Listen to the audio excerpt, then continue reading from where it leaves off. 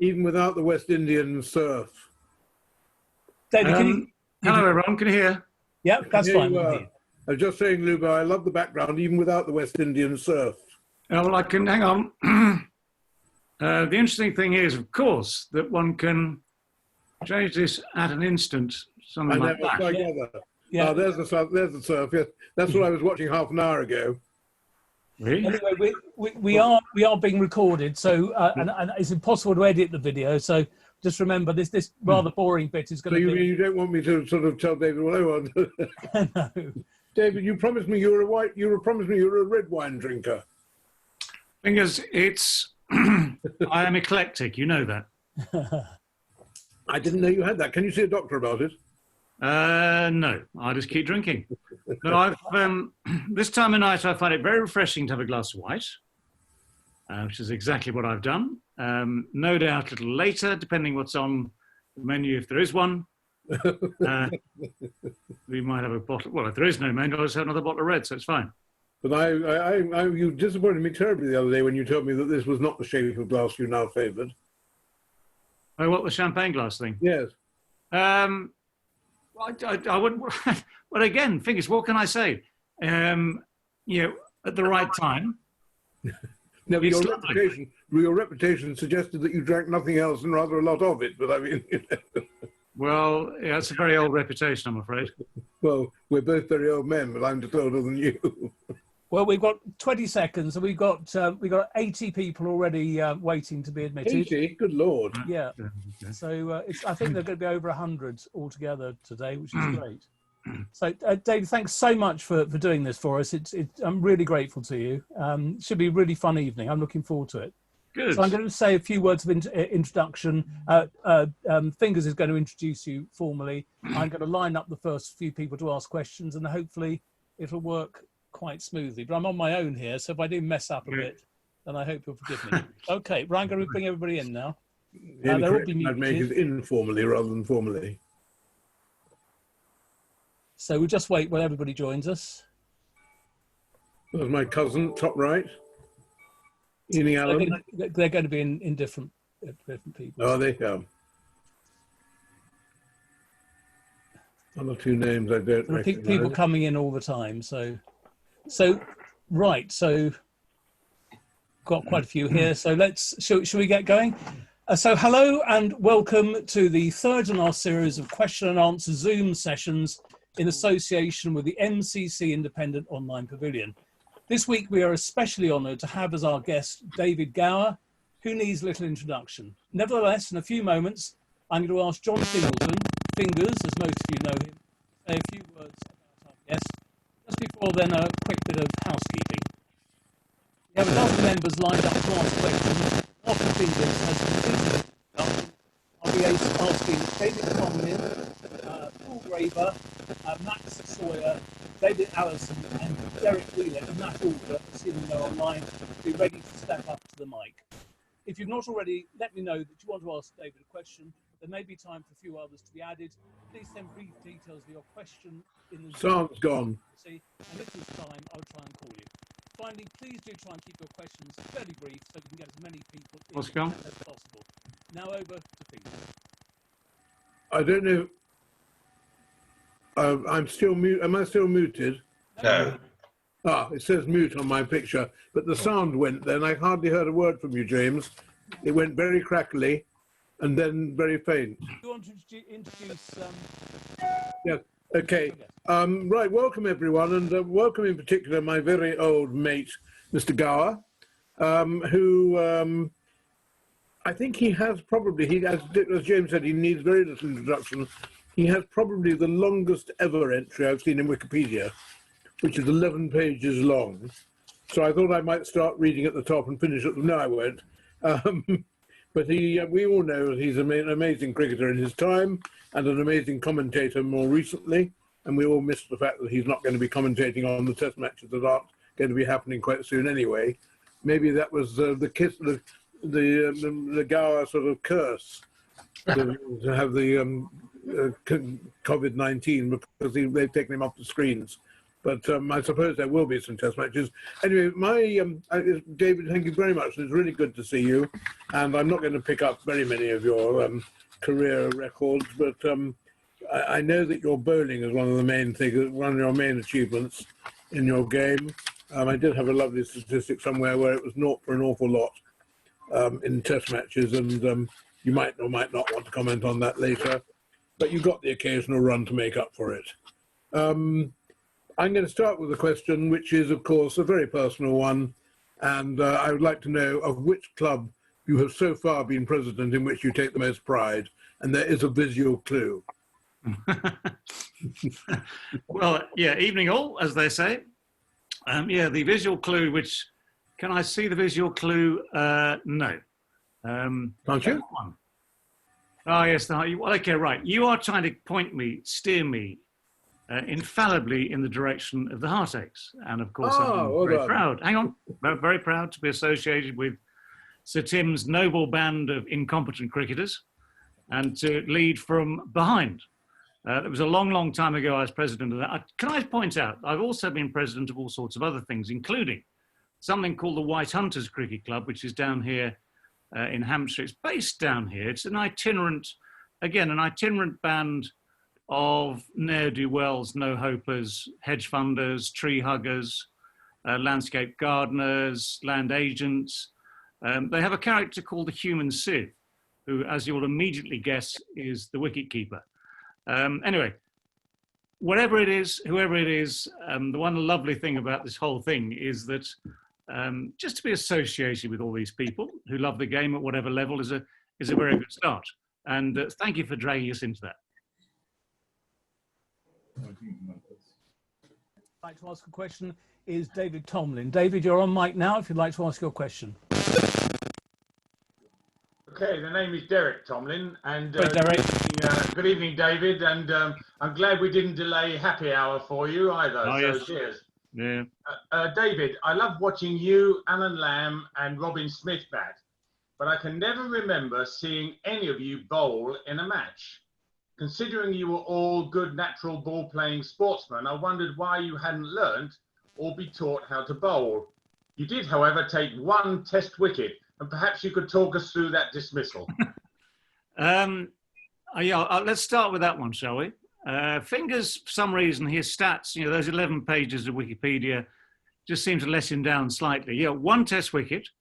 I'll give you a clue. For those who don't necessarily know it, the venue was Kanpur, end of a long tour of India, end of a 5-day test match on a very, very, very flat pitch where I think someone like Graham Dilliard, I guess, had probably tried to bowl as quick as he could and hardly found it getting up to stump high. D.I. Gower, captain at the time, lobbed one in the air. I had Syed Kamani in all sorts of trouble because he's a bit short and didn't quite like the ball landing vertically on top of his head. Capel, who of course is rather a fine player, I'd say, one of the great all-rounders of that era, decided that he wasn't going to be frightened by this at all, decided to try and hit me from Kanpur to Delhi, miscued it and was caught somewhere. So slightly embarrassing to have to claim like that, but it is in the book. And of course, if you don't know the story, all it says is one test wicket, Kapil Dev is the man, and that is that. In terms of, by the way, is my internet all right? Because I just got a sign saying the internet is unstable. But... You went a little bit faint then, but we got most of that, David. So don't worry. Okay, but I can move, as they say. Going back to the basis of the question, though, the starting point. I had figures once at King's School, Canterbury, of 6 for 8, including, believe it or not, a hat-trick.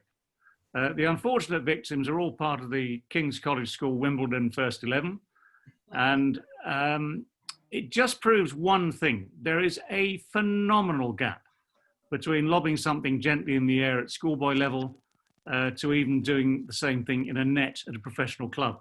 So when I got to Leicestershire and bowled slightly off the wrong foot, but with about 60 miles an hour less than Mike Proctor, and certainly no threat, no accuracy, no nothing, even bowling in the nets was largely a waste of time. And to be, truth be told, for some reason, the coordination in that particular sphere wasn't quite the same as it was in the other sphere.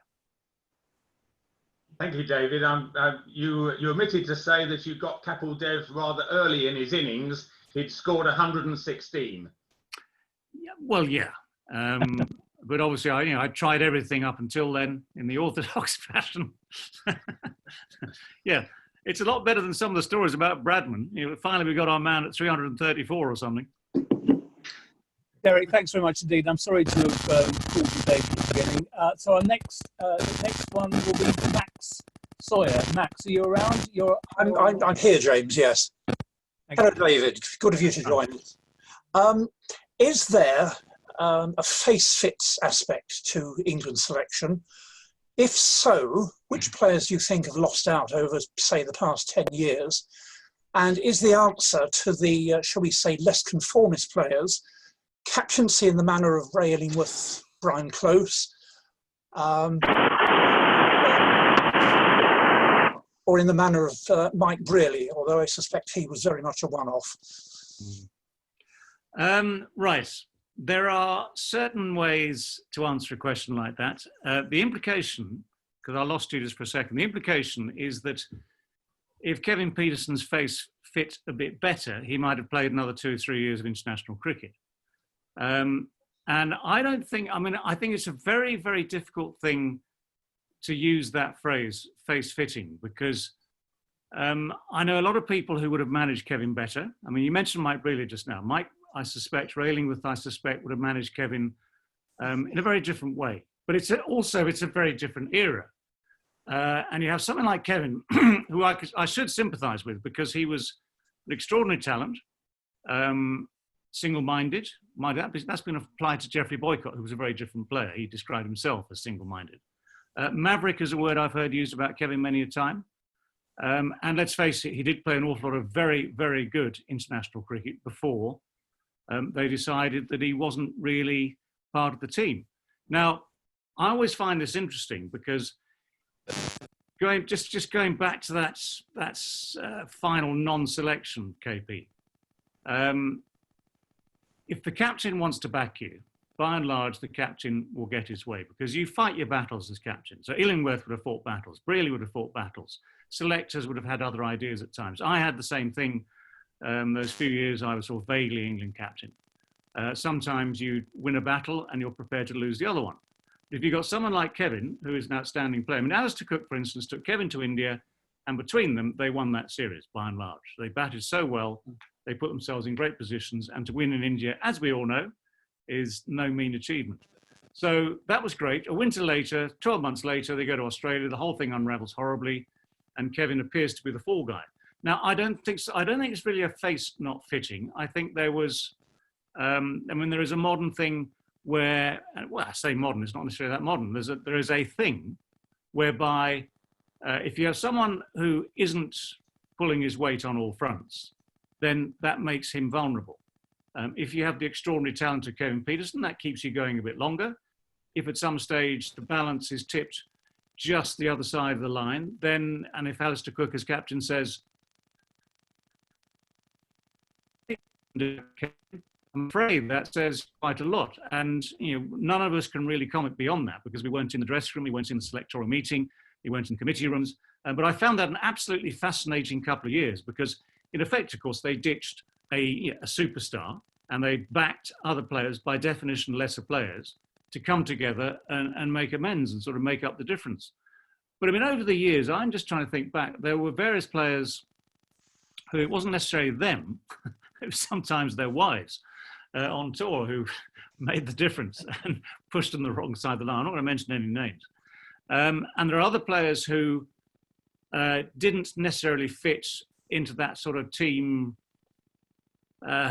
group, as it were. And if I look at myself, falling out with Graham Gooch was not a clever move.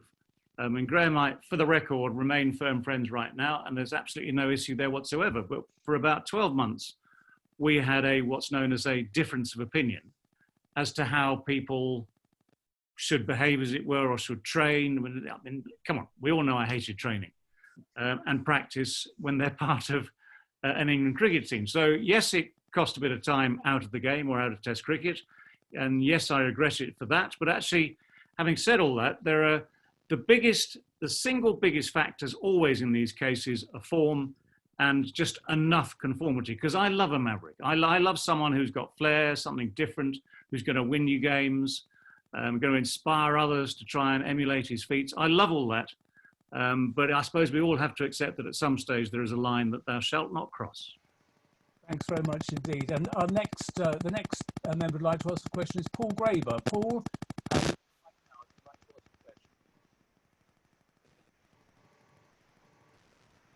are you there? Or you need to, I think you need to unmute yourself. No, we can't hear you very well, I'm afraid. Can you hear me now? Now we can hear you. That's fine. Yes. Go ahead. I have the honour to ask a question on behalf of one of our MIOLP colleagues who at the last minute has been unable to join us, unfortunately, Noel Kearns, but I'm sure his question, there will be a lot of sympathy for it around this group. And his question is as follows. David, most of us on this session are largely of or close to your generation. In that regard, I suspect many regard you as the premier in-studio host, especially when play is interrupted. How would you comment on how the talks with Sky went in your termination, departure, whatever, and how surprised were you? I still don't get it. I love it. I love a topic like this. I mean, I can't claim to be surprised because the warning signs came out a good 2 years ago, or a good 2 years before the axe actually finally fell. So I spent most of that 2 years trying to convince those who were in charge of the decision. We had a fellow called Barney Francis, who was the MD of Sky Sports, who'd been a former executive producer on cricket, who I've known for 20, 30 years. Brian Henderson is the current boss, executive producer of, or head of cricket at Sky. And I was doing my best to say, look, all I want is a few test matches, carry on. I still felt, of course, and still feel now, there's a lot of life left in this working mouth. You know, it still has words to say. And whatever it was at the end of it all, it was explained in various ways. I mean, there are new trends afoot in all broadcasting, especially in sport. And if you look at, say, the BBC, if you look at America, you look at Australia, they've freshened up, which is in inverted commas, they've freshened up the people that appear on screen. And so that trend appears to be inexorable. I mean, actually, you mentioned the thing about, you alluded to rain gaps. The rain fills, which I used to love actually, because it actually gave you longer to talk. A lot of what we did on Sky and what they do now, of course, or will do, is very structured, and you've got a certain amount of time for every sort of conversation. When it rains, you now have unlimited time. And I used to enjoy that, especially because you've got, you know, high quality people like, say, Atherton Hussein, you know, who can talk with knowledge, with skill, with passion. You know, all those guys who I used to work with, you know, we could fill out those rain gaps. It seemed very, very easily. And the clue is, if ever one was running out of steam slightly, I would say something like, now let me go back to something we were talking about 15, 20 minutes ago. It's almost like a cue to say, right, let's stop the waffle and get on with some BT. I mean, at the end of it all, it was very nice in the sense that a lot of people on, for instance, me in the street or whatever, were very sort of friendly about saying the same sort of thing. You know, they thought, well, why am I going? A few of them were mistakenly thinking that it was my decision. Far from it. I mean, I have to say that I think, you know, as I say, there's a lot of life left yet in the brain, in the head, and in the mouth. And I would love to be doing something live on TV this summer, as and when they start again. If there are opportunities elsewhere other than Sky, fine. They haven't actually arisen yet. But things like the theatres I was doing at the end of last summer, you know, so the autumn tour of theatres, that sort of thing, that all looks pretty kiboshed at the moment. So the outlets are few and far between, unless something changes pretty rapidly. But the one thing I have to say, despite all that, is that yes, I had a fantastic time, 20 years at Sky, working with great people, both in studio, in commentary boxes, all those guys behind us, because what people never see is the sort of 70, 80, sometimes more people, for instance, at a Lord's Test match, there'll be 80 to 100 people working on that one production. And you might see the 6, 7, 8 of us in a commentary box or in the studio, and that's, you know, that's your visual on screen. But there are lots of other people who put together all those features at lunchtime. They're all fans. They're all addicts. They're all dedicated to the job. So I mean, those are the people actually I'll miss as much as the Athertons, the Bothams, the Husseins, the Lloyds, the Holdings, all the guys that were, you know, part of it year in, year out. Because of course, in 20 years, you make some pretty strong friendships doing that. So as and when, be nice to think I'll be able to pop into the media centre at Lords or wherever if any of us can get into a ground without being quarantined for a couple of weeks, and just keep those friendships alive. But I'd love to be doing it. I'd love to know that when the cricket started again, I'd be there working properly. Thanks, David. Our next question comes from David Allison. I think I've identified him, but he hasn't got his full name up. So I'm unmuting somebody I think is David Allison. So David, if you're there, can you ask your question? Yes, thank you, David. My code name is Doc Allison. Okay. Hi, David. I very much appreciated the day you came last December to the Carlton Club. Oh, yes. Where we talked about Rwanda. You were very good. You stayed till midnight. Yeah. The Carlton cricket people actually went to Rwanda some months back, and they had a really good time. So I was wondering, are you being updated of what's happening there? And do you think there's any other African countries maybe following on that might be interested in professional cricket? Yeah, I mean, I get the Albie Shale, of course, is the man who looks after all that and who has driven the project that was started by his late father. Albie's the one to keep in touch with on that one. And what they've done, I mean, they keep the emails coming, they keep information flowing as best they can. I guess, of course, the sad truth at the moment is that everyone is stuck. It doesn't matter whether you're in Hampshire, London, Rwanda, wherever you are, you know, the game is a bit stuck at the moment. I mean, I have to say, first of all, that ground in Rwanda looks very, very special. I've yet to get to it. When travel opens up again, I mean, it'd be a perfect way to combine two things. Obviously, the cricket to support the project there, and maybe go into the mountains and check out the gorillas as well, because that is, as a lot of people know, one of my side passions, or the art of conservation, wildlife, and the whole thing. But in terms of other African nations, it's a very good question, because I don't know if they've got the drive. I don't know if they really got the incentive to try and do the same thing.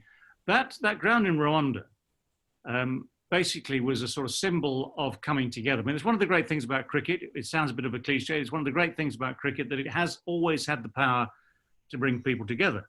If I'm allowed to use the word empire, you know, when Britain was spreading its wings and, you know, sowing the seeds of the game across the Commonwealth, as it were, we still have the legacy of that now. I say you've got to probably choose your words more carefully than that in the broader spectrum.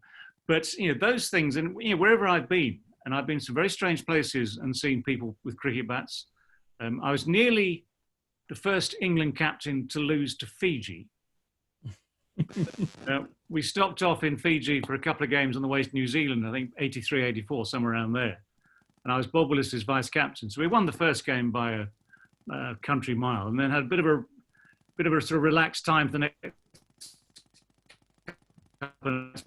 It would have been an interesting start for England. But all those things, all those places around the world that have espoused it, it's worth sort of persevering with. Africa is a very different. I mean, I'm a great fan of Africa. I have sort of, I sometimes try and claim African blood, having been at least conceived in Tanganyika as it was then, Tanzania as it is now. Born in Tunbridge Wells, of course, as people know, and re-exported to Dar es Salaam very quickly for 6 years or so. So there's a lot of sympathy, a lot of Africa in me from that point of view. But I think, you know, around the continent, we see people like Kenya losing it. I mean, Kenya 10 years ago appeared to be making great strides. They were in World Cups, they were doing interesting things, and they had some really good players. They've gone backwards. You look at Zimbabwe. I mean, I'm a great fan of Zimbabwe. Spent a lot of time there over the years, both with cricket and wildlife again. And when we were there at its peak, when Zimbabwe cricket was making all the right moves in all the right directions, it looked as though that would be a great story. And as we now know, some years on, a lot of the usual African problems have kicked in, and the money has disappeared. Various people have come and gone. Mismanagement is an understatement when it comes to Zimbabwe cricket, and yet they have that same passion. All the guys that play there, and at least they've got a system in place. And I was in Cape Town 2 or 3 months ago now with the Lord's Taverners, and met up with Alistair Campbell, who once captained, was a former Zimbabwe captain, who now spends some of his time in Cape Town, some of his time farming still in Zimbabwe. And if you want some blueberries, Ali's the man to go to.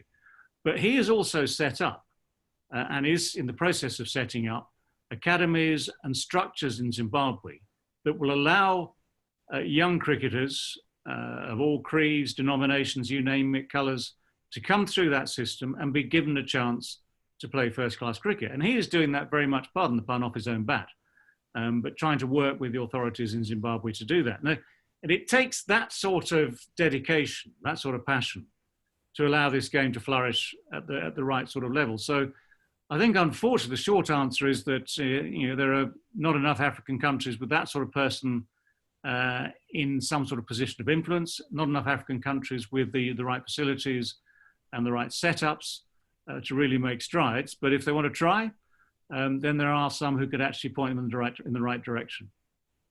Thank you very much. Just to line people up, we've got Derek Wheeler next, then Lionel Frumpkin, and then Morley Ready. And I'm going to ask Derek now to speak next. I think you need to unmute yourself. Derek, are you there? Can you hear? That's it. We can hear you now. All right. David, thanks for talking to us. Can I first of all thank you for raising my profile a few years ago. It was a somnolent afternoon at Lord's. You and Michael Holding were discussing the champagne being drunk by the members. And as you panned round the ground, you focused on me and you said, that man knows how to hold a champagne glass. So thank you. From your experience, I'm currently reading the Michael Henderson book, That Will Be England Gone. From your experience as a broadcaster and also thinking of the ECB, do you think we're chasing an illusory youth market for cricket? And secondly, Henderson makes the point that cricket is no longer the summer sport. Should we be trying to re-engage more with state schools and particularly ethnic minority players and teams? Yeah, first of all, yes, it is now part of the entrance qualification for the MCC to do a practical test as to how to hold a champagne glass. Thank you.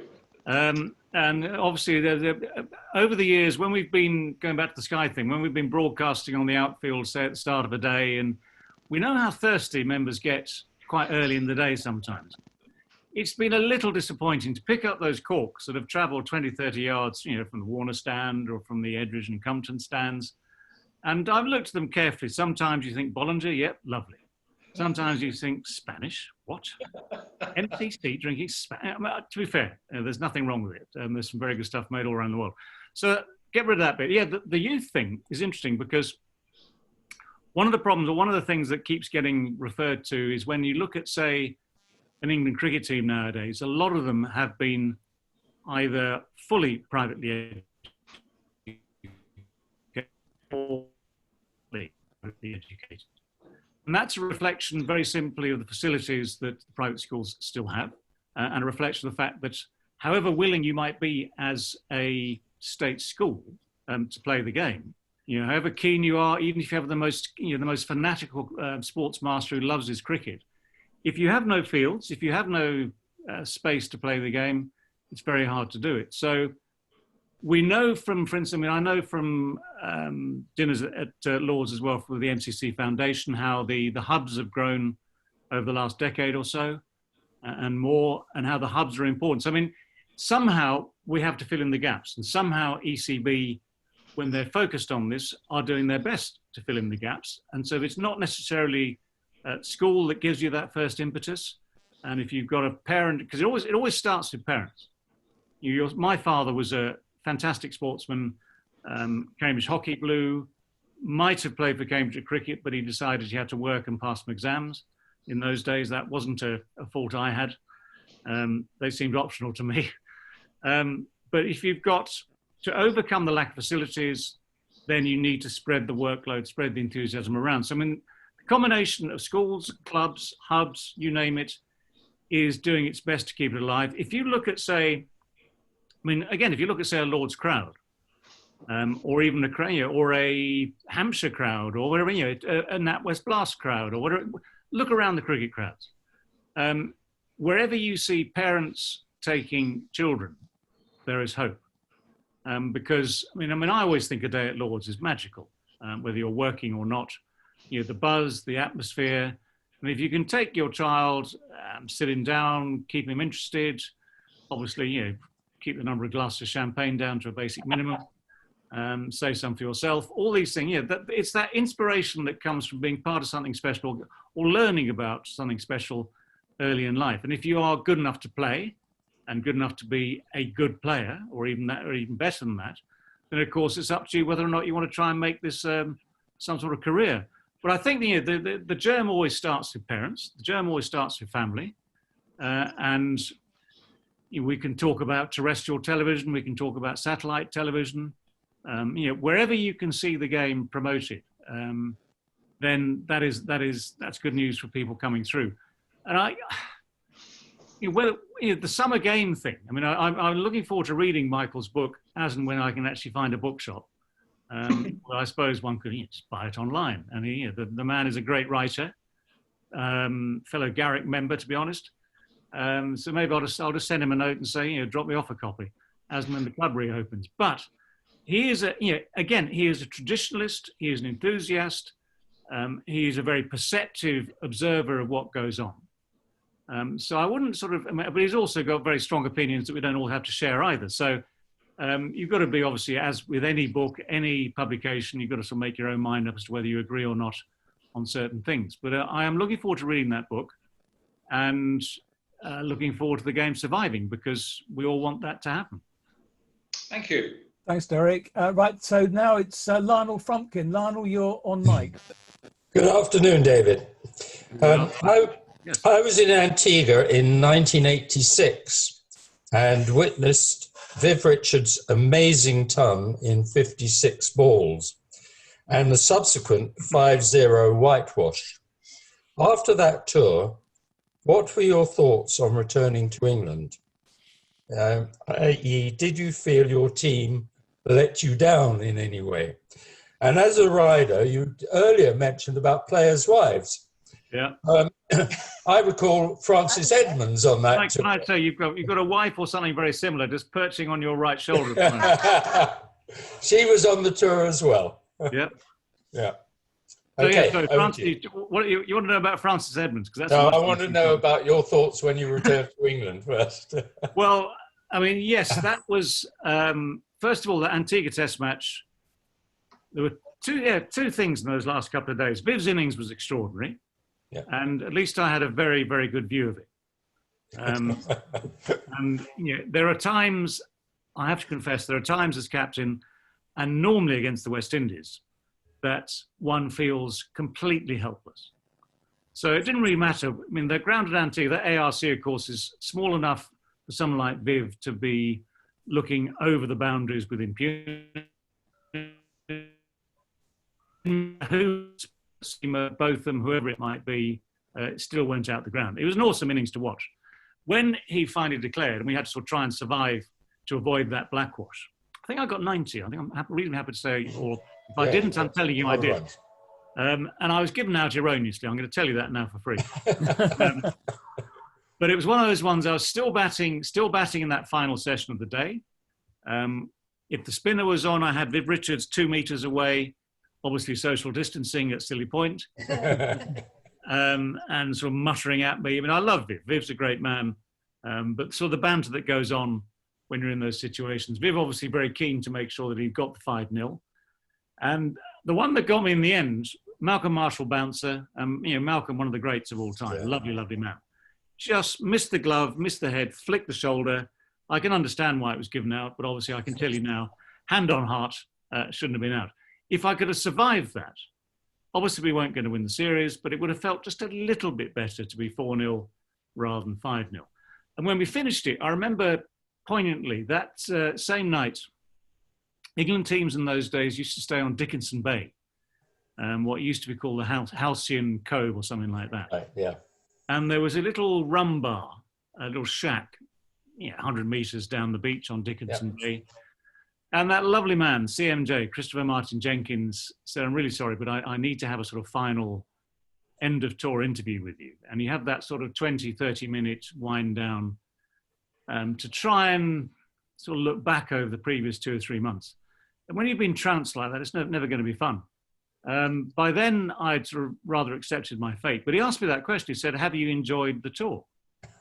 And I just said no, because at the end of it all, Caribbean is a lovely place to be. The islands, as a lot of us know, especially way back, going back now, I mean, sort of the cricket thing was probably a stronger thing in the Caribbean in that era. So, I mean, they follow the test matches more avidly. I mean, and again, that ground at Antigua, if you remember it, I mean, sort of Chickies District, Grevy dancing around in the stands and the West Indies Oil stand. It had an enormous atmosphere. It was a brilliant place to play. So anyway, so looking back on it, yes, it's fun to be in the Caribbean. Yes, it would have been so much nicer if we played a little bit better as a whole. Because I had hopes, not necessarily of winning the series, but of just putting up a better show on that tour. And when it doesn't happen, you go home, lick your wounds. I mean, that interview with Christopher, I mean, I always speak to Christopher, one of the great broadcasters of all time. Lovely, lovely man. When I got home, I remember, again, one of those things, I got home to Leicester, to my house in Leicester. Of course, with the West Indies schedules, it was now end of April, so the season was already starting. We had our Leicestershire County Cricket Club players and committee cocktail party. And I was sitting at the desk catching up with correspondence, completely forgot about this cocktail party thing. Still licking wounds, of course. And I said, looked at the watch, thought, I'm sure I'm meant to be somewhere else. Apologised to Mike Turner, who was the boss in those days, secretary. Charles Palmer was the chairman. Charles was very, very miffed. He thought I'd sort of somehow deliberately snubbed the club and his committee cocktails. Nothing was further from the truth. But that was, it was sort of a bit of a knock-on effect, because I just wanted to go home quietly and sort of gather my thoughts before getting stuck in again at another new season. But I'll tell you one thing, West Indies, here's your quiz question, or here's your pub question for the night. If you look at that West Indies side of the 80s, whether it's under Clive Lloyd, Viv Richards, whoever it might be, I would say that was the strongest side ever to play cricket, Test cricket. The Aussies of the 90s might try and claim it. Bradman's Invincibles might try and claim it. There are all sorts of teams might try and claim that honour. But I would say the West Indies never allowed you to get one over them in that era. Certainly not me. I mean, that's my experience. And the line that always comes to me is people, for instance, comparing the West Indies in the 80s to the Aussies in the 90s will say, well, they never had a Shane Warne, never had a really good spinner, someone like Shane Warne to win matches. And the easy answer out of that one is they never needed one. Thank you. Thanks very much indeed. Right, so the next three will be, we've got Christopher Piper and Tom Burridge, if you're ready. But first of all, Morley Pecker. Morley, are you there? Oh, there's Morley. There's Morley. Morley? Thank you very much, James. Yes, I'm there. And I've unmuted myself. That's it? You can hear me? Yes, go ahead. Thank you very much indeed. David, good evening. And good evening to everybody. Now, this is a call actually from Brussels, where I've been enjoying myself over the last 2 months with no cricket going on in England. But it's 29 degrees here. Delighted to be joining this evening with you. Now, it may surprise you, David, to know that you and I have something in common. In fact, I've discovered tonight we have two things in common. Your joy with the wildlife is also mine. And in November, I was in Zambia in South Luangwa, which was marvelous, absolutely superb, taking millions of photos. Now, but the other thing is, as I say, we have something in common. Sadly, it's not our cricketing abilities. but back in 1960, as a student, I attended the Rome Olympics, and I had in my wallet a business card of the sports editor of my local newspaper. Now, I managed to get a free Lambretta helicopter trip over Rome. You know what's coming. Hockey is my main sport, and in order to get photographs, I persuaded the pilot to fly over the Olympic hockey match that was in progress at the time. And the dust caused by the chopper resulted in the match being stopped. Only for a short while, happily. Now, you, of course, had a not too dissimilar experience, if I'm not wrong, in 1991, when you buzzed an England cricket match in a biplane. Would you be kind enough to expand a little bit on that adventure for our enjoyment? Right, love to. There are salient differences. You got your trip for free. I had to pay $75, nothing huge, Australian dollars, for the privilege of half an hour in the air in that Tiger Moth in Currie on the Gold Coast. And of course, the additional surcharge, which was the £1,000 fine that was levied at the end of it when the management decided that their knickers had got horribly twisted. It took them a few days to work it out, but they're obviously slightly miffed. And the other thing is, I didn't interrupt the game. So I'm feeling slightly righteous, because even though our Tiger Moths flew through at 150 feet and sort of came down through the lights of this ground at Currie, which is an Aussie rules football ground primarily, we didn't disturb the game unduly. Alan Lamb and Robin Smith, two of England's finest, born in Lagobanbeck and Durban respectively, they were batting through the afternoon, had orders to bat through the afternoon. I'd got my very good 13 that morning, was wondering how to fill the time. And these Tiger Moths had been doing their half-hour scenic tour of the Gold Coast to the beaches, primarily 10, 15 times a day while we were playing the game. So I just thought, it's lovely just to sort of get a different perspective on the game. The dressing rooms were side on. You never get the proper view from side on. So I thought maybe if we can get down the line of the pitch, that sort of thing, that might just add something to my enjoyment and my appreciation of the game that's going on out there. Anyway, we sort of sidled off. We had to borrow the money. The shame was we had to borrow the money from management. So Peter Lush, who was the tour manager at the time, I said, can I have the meal allowances for the coming week? Yeah, no problem. That sort of covered the $75. My pilot was called Bruce, because everyone in Australia is, of course, called Bruce. We sort of made sure that there were nothing going wrong on the field before we took off. Had our half hour, touched down, the long lenses. People had worked out that it was us. And at the end of the day, the questions were asked to management, what do you think about the boys in the plane? And you could hear the sound of jaws dropping from quite some way away. We had a meeting, I'm going to keep this short, we had a meeting the following morning, because I went out that night and didn't come back for a while, so it wasn't really available for a sort of management meeting between the hours of 7 and 1 in the morning. 8:30 the following morning, knocking on the door of the old manager's suite, and as I walked into the room, typical Australian hotel suite, so you've got the bedroom over there somewhere. The lounge part of it, the manager, of course, gets a good room, had a bar. Every Australian hotel room is, by law, has to have a bar, or something, so it seems. So what they'd done is they'd moved one of the bar stools into the middle of the room. Instinct told me this was mine. Before was looking from my right to left. We had Mickey Stewart, England team manager, Peter Lush, England manager, Graham Gooch, England captain, Alan Lamb, England vice captain. Three of them looking deadly serious, Lammy pissing himself. And again, instinct tells you that the odds are probably against you. Hour-long conversation about motivation, practice, training, all the things that people want to see of people, of a senior player on a tour like that. I think I had one stage to point out that of the 3 test matches we'd played, admittedly we were 2-0 down, I'd made hundreds in 2 of them and was top scorer in both innings in Brisbane in the first one. And, maybe they should question the motivation of the other 15 players in the squad. That didn't go down particularly well. And so 2 or 3 days later, we're in Adelaide preparing for the next test match. And as I say, the punishment comes through. They've decided, having sort of thrown pigeons at Lords and back and telexes and God knows what else, to inflict the maximum penalty was that £1,000 fine. So I thought, right, paid it off in cash, of course. avoiding tax implications and things being taken out of your fiat laws, all that sort of stuff, very complicated. And all I had to do then was play as well as I had done on the tour so far, and we could sort of kind of forget all about it. But I didn't go in till day 2 at Adelaide in that 4th test match. Graham Gooch as captain was still there, not out the night before. And when the 3rd wicket went down, he was still there when I joined him.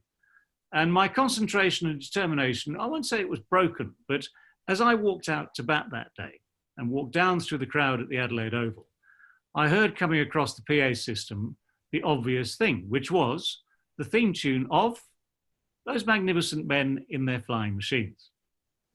Now, I sort of smiled. Graham had a very serious look on his face. And it's one of those things, all of us who've ever played this game at whatever level will have had a day like this, where however hard you try, it just doesn't feel right. So for an hour or so until lunch, I was out of kilter, I think, to say the least. Not timing it, not balanced, not moving properly. It just didn't feel right. And if I say to you, I was desperately trying to just get myself through to lunch, thinking it'll change, it'll get better after lunch, you probably won't believe me, especially if you've seen the video footage. And I used to show this in the theatre shows when I was doing those last year. But the last over before lunch is Craig McDermott bowling at me with a leg side field. There's Merv Hughes out at deep square leg, but not that deep.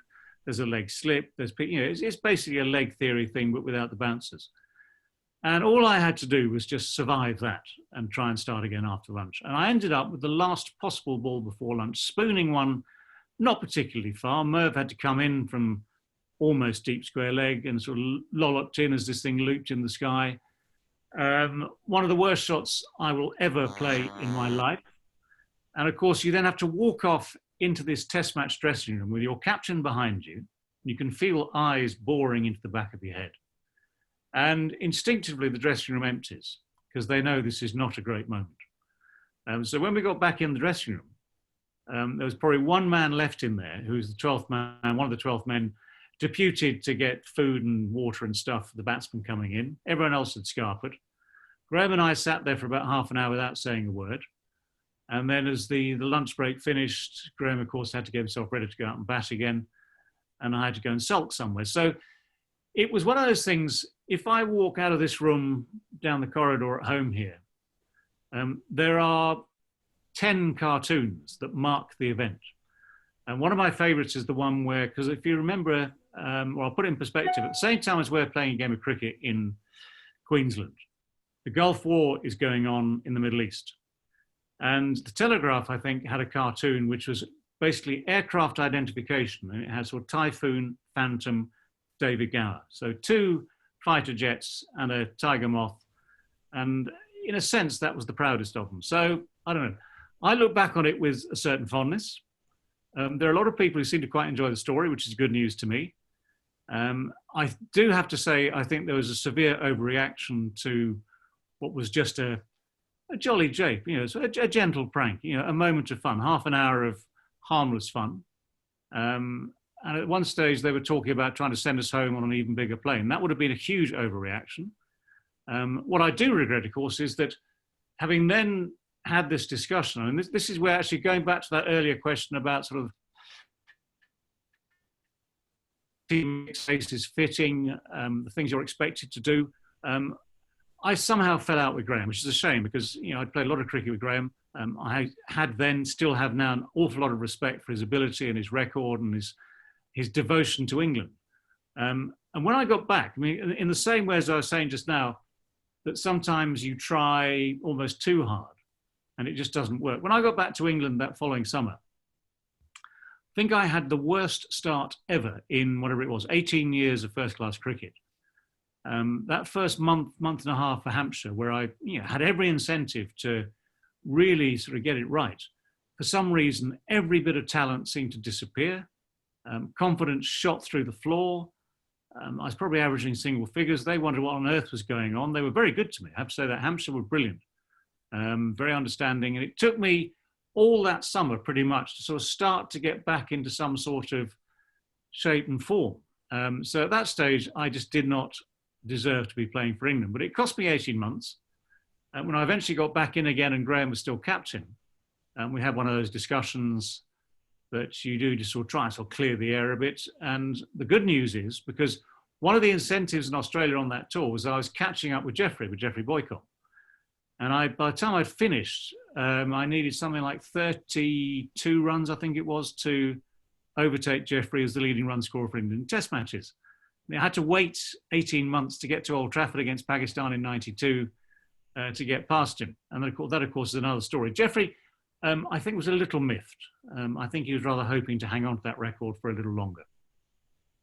Morley, thanks. That was a really excellent question. Thank you very much. So the next question is from Christopher. Christopher, you'll need to unmute yourself. Christopher, are you there? Yeah, can you hear me? Yeah, we can now. Please go ahead. Right. Hello, David. It looks as if you've got a nice glass of white wine with you there. Yes. Yes.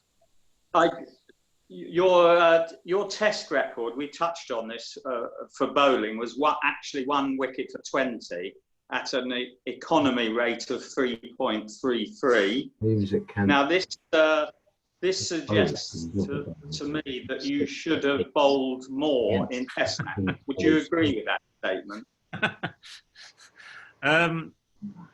There are certain aspects of my test bowling career that I would like to take back and do again. I was threw one at Trent Bridge one year against New Zealand with the game basically that far away from being lost.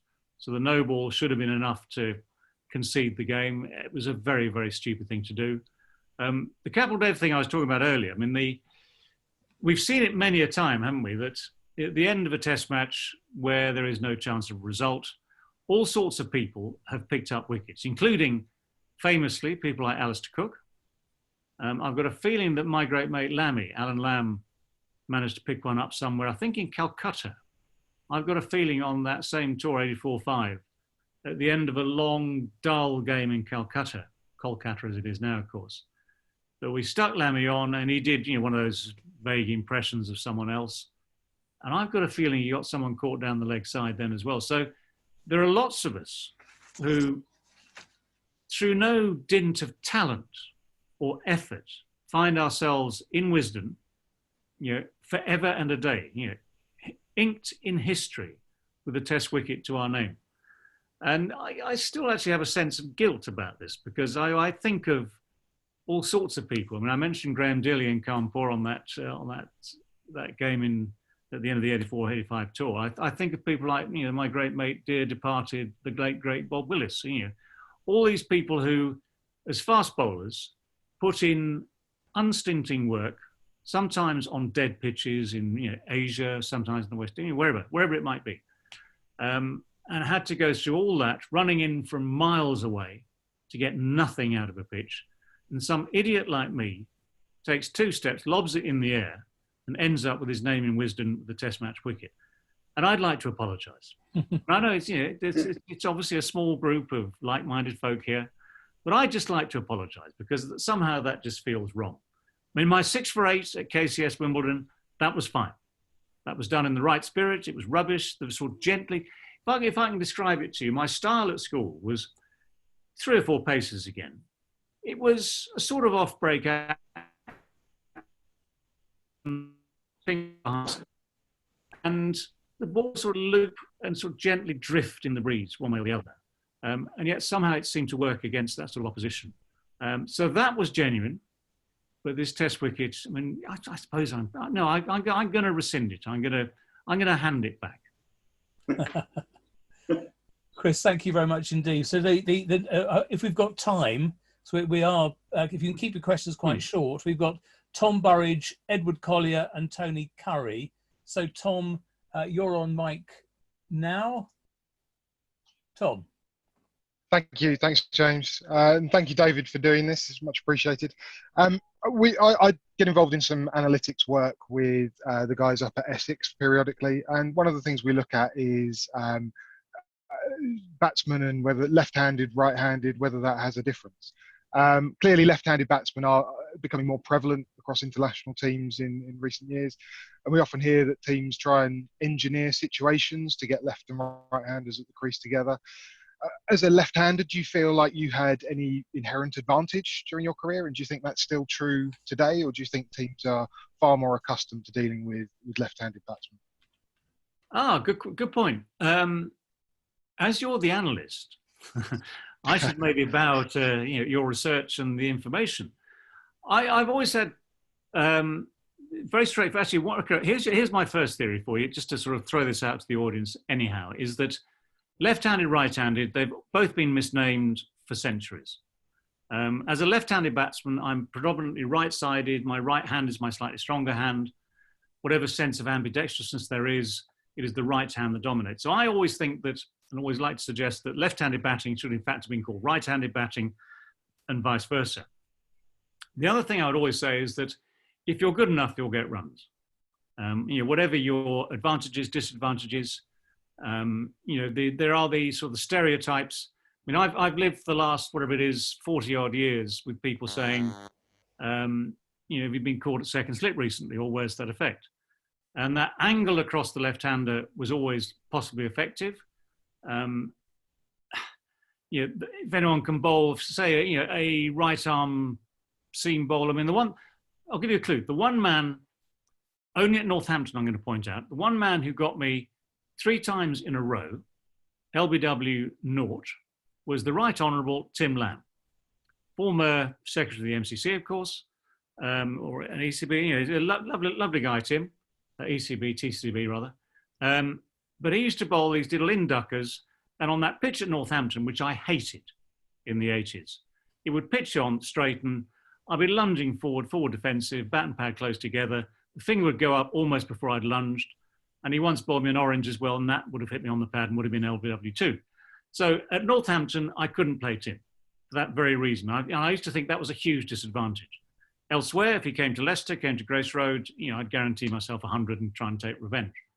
I think it's very straightforward. If you're a good enough player, you'll get runs.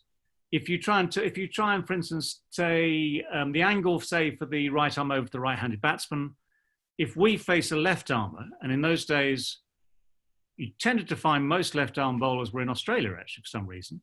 So we go down to Australia for an Ashes tour, and you'd find left arm seamers, left arm spinners, left arm Chinaman and googly bowlers, and you'd find things that were basically therefore unfamiliar.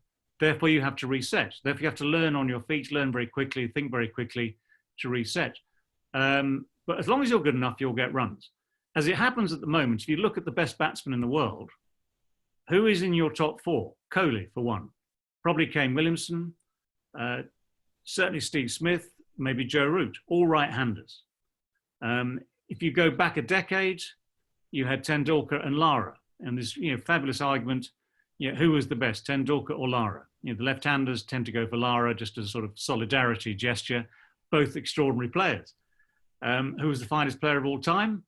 Don Bradman. Maybe Gary Sobers. My first heroes were watching Gary Sobers at Trent Bridge, for instance, when he was playing for Notts there, watching Graham Pollock at Trent Bridge in the Test match there in 65, getting 100, saying Game Cowdrey got 100. I just think the simple answer at the end of all that is all these theories about whether you combine left and right handers, whether you alter the attack, whether you go around the wicket, all the rest of it, all these things are if you've got the mental strength, the ability, the physical ability, the whole thing, that whole package that makes you a good player, then you will get runs. And it basically boils down to that. You as an analyst will know there are ways of looking at certain players which give you an edge that the great captains would have had almost automatically. So going back to my start, the 2 captains I played under initially were Ray Illingworth at Leicestershire, Mike Brealey for England, both of whom had that sort of photographic memory thing about opposition players that allowed them to, as it were, do the job of the analyst, but just up here in the brain. And I admired that immensely. I didn't learn from it necessarily, but I certainly admired it. So at the end of it all, all this analysis, I think, is cogent, it's relevant. From what I've learned over the last decade or so, and talking to people about it, it is very much part of the way the modern game works. And it goes back to sort of the Andrew Strauss era and those 1%ers, 2%ers that make a difference. But if you're good enough, you will get runs. Thank you very much. Well, Edward Collier, I can't find Edward, I'm afraid. So Tony Currie. Tony, if you're around, Tony, you're on mic now. Would you like to ask your question? Hi, thanks, James. David, lovely to see you. Thanks very much for your time. A couple of related questions, really. I'm thinking about your style now, or your style when you were playing. What do you think about the modern heavy bats? Would they have helped or hindered you? And also the modern invented shots like the ramp and reverse sweep. Would you have added those to your repertoire, and did you invent any yourself? Just the next second slip. Trademark. The bats thing is interesting because it's not necessarily about, I mean, if whoever you are nowadays, and we could do it in my day, I could go to Gray Nichols, whose bats I used for the greater part of my career. And when the Open Championship came up at the end of my career, you did the same thing. You basically go to your bat maker and say, I want a bat. In my case, it was something like 2 pounds 8 ounces with a couple of extra grips, which makes it 2 pounds 10, and gives you that sort of feather-light feel. The balance with the extra handle, the extra grips on the handle, just makes the whole thing feel lighter. And I was never sort of Chris Gale. I was never muscle-bound. I haven't got biceps that are going to strain through this shirt and, like the Incredible Hulk. So I needed something that was balanced and felt light in my hands. And if you get the right piece of wood, whether it's 1985 or now, that ball will travel. But the modern way of not pressing the bat quite so hard, so what looks like more mass but isn't necessarily heavier, so it's a slight illusion, has made some very, very fine bats. And I guess, I don't know, it probably feels as though they're helping. So the bat thing, you just go with whatever you've got. But if you get a great bat, trust me, you keep it. I mean, whether you're now or then or anywhere in between, if you pick up a bat, and I picked up, my greatest year was that 85 Ashes series. And at the start of that summer, I picked up a bat in the offices at Grace Road, which was due to go to Mike Turner Jr. And I bounced a ball on it and I thought, shit, this is the finest bat I have ever bounced a ball on. You are not having that and playing at Lutterworth in the second team. I am having that. And I'll give you, any number of bats in as a fee, as it were. And that bat turned out to be absolutely brilliant and very, very productive. So that was fine. In terms of the inventiveness, we used to do things for one-day cricket back in the day with I never wore a visor. I hated the visor. So one-day cricket, you use the tricks of backing away, using the crease. My speciality was probably backing away, going over extra cover, 2 bounces, 4, thank you very much. But you moved around in the crease as best you could. You cannot obviously play a ramp or anything like that without a visor, because all you're doing is upping your dental insurance by several £1,000s. And that would be very, very stupid. And I guess people ask me normally as well, would I have enjoyed playing T20? Well, as a young man, yes.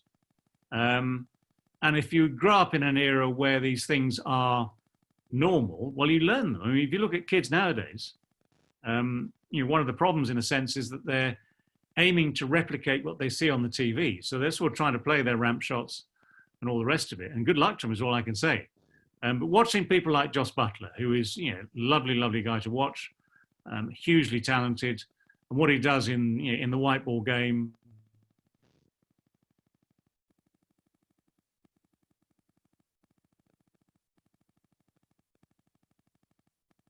We've lost David. I'm probably quite glad in a way I didn't have to do that, and just use the tricks that we had at the time to get our runs. And I'm very proud. If I can put this in sort of perspective, my biggest and best one-day international innings was 82-3 against New Zealand, and I kept chipping Richard Hadley into the stands over deep square leg for 6. Which you don't get to do often, to be honest. I mean, Richard was brilliant.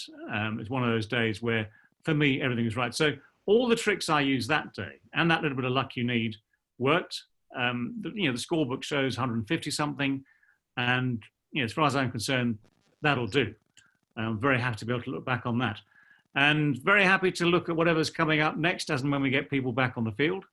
Very happy to see what happens. I mean, I'm not going to get drawn into the 100 at this stage, but it's not far, if it ever happens, which of course, who knows. Maybe there'll be new tricks involved in that. I don't know. There are only so many tricks you can invent for this lovely game of ours. Okay, I think we've got time for one more question, and then Fingers might just come in to wrap things up for us. So if I could ask Lee Saywell to unmute his mic, because I can't do it for you. So Lee, are you there? Lee Saywell. I am. Thanks, James. Yep. David, firstly, thank you for all the entertainment you've given us over the years, both as a player and a commentator.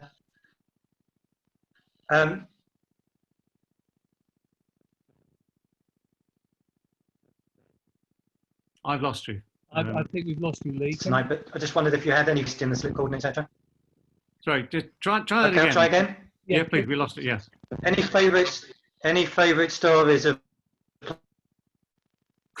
Lee, I'm sorry, you I don't think share the dressing room with or come up against? Well, I'll tell you what. Yeah, I mean, luckily, in a sense, we're kind of at the finish line. I was very lucky to play in an era with some real fun characters. So, of England dressing rooms in the 80s, I mean, Botham, of course, is an enormous figure, and one of the greats of the game as well. Alan Lamb, I mean, my greatest mate is Chris Cowdrey, who sadly didn't play as much Test cricket, although I pitched him to go to India on that 84-85 tour, and we had a great time together there. But playing cricket with people like Botham and Lamb, you have a lot of fun on the field, you have a lot of fun off the field. I mean, they've all written books. I'm not encouraging you to buy their books, buy mine, if they're still in print. We have people like that who had the ethos of being hugely good players. I can almost say this now, I think, on and off the field. And the atmosphere was one that we had a lot of freedom to express ourselves pretty much 24 hours a day, as it were. And from that, you get a huge enjoyment of the game. You don't lose respect for the game. You don't not try, as it were. A test match anywhere in the world is a test match. But we have some extraordinary things that we managed to get up to.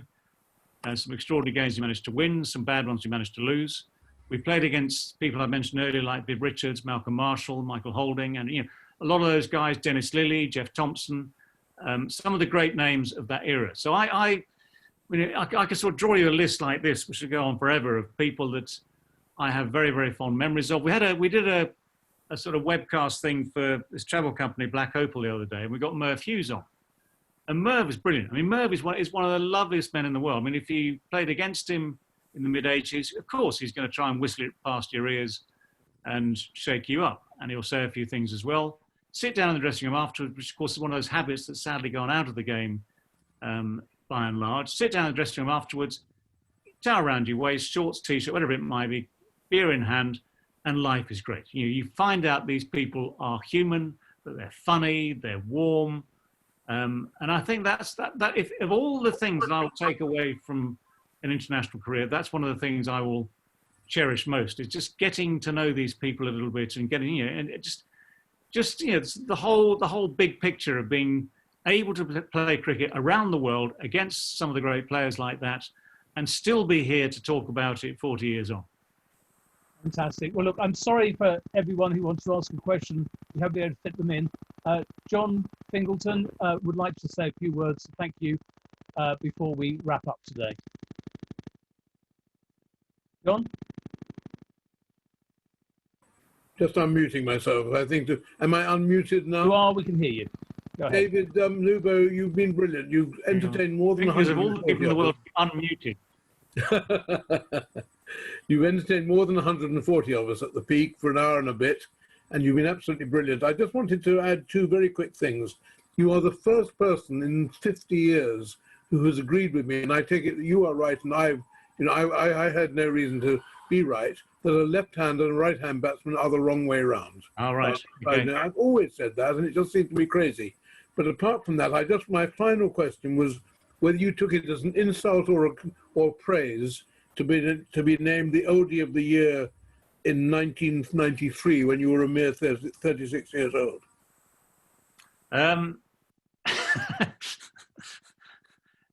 I do vaguely remember it. Well, the fact that we're still here to talk about it some years on, maybe are you allowed to win these? You know, are you allowed these things to come round? You know, to come round again? I don't know. I mean, let's put it this way. I've got on my shelves, not in this particular room, Man of the Match awards, Man of the Match medals. The Oldie of the Year award is there somewhere. Bore of the Year, that was a spoof spoof game, award show thing, which Rory Bremner got involved in. There's a million, all those cartoons in the downstairs dunny about the tiger moth. These are all cherished relics of the last 40 years. Fantastic. Well, look, before we go, can I just remind everybody that you mentioned Rory Bremner? Well, our guest next week is comedian, satirist, and impressionist Rory Bremner. That's next Tuesday at the slightly later time of 7 p.m. So thank you once again to David. You've been absolutely brilliant. Thanks to everyone else who's joined us. So to all of you, stay safe and well, and hope to see you all again next week. David, thank you so much. I think everyone would like to give you a round of applause now. So if I can do it, I should try and unmute everybody. Hey.